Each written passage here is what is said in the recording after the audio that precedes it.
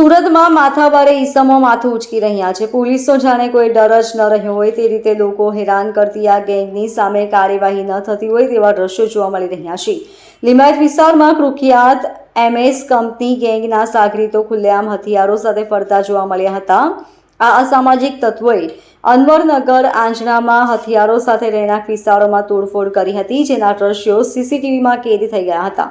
લિંબાયતના કમરુનગર આવાસમાં રહેતા અને કુખ્યાત MS કંપની ગેંગના સાથી એવા મોહસિન ઉર્ફે બાબા કાલિયા અને અનવરનગર આંજણા ખાતે રહેતા શકીલ શાહના પુત્ર સાથે સામાન્ય બાબતે બબાલ થઈ હતી, જેથી બંને એકબીજા વિરુદ્ધ સલાબતપુરા પોલીસ સ્ટેશનમાં ફરિયાદ દાખલ કરાવી હતી। આ બાબતનો રોષ રાખીને તોફાન મચાવવામાં આવ્યું હતું। શકીલ શાહને તેના ઘર પાસે માથાભારે છાપ ધરાવતા મોહસિન ઉર્ફે બાબા કાલિયાની ટોળકીએ હોબાળો મચાવ્યો હતો।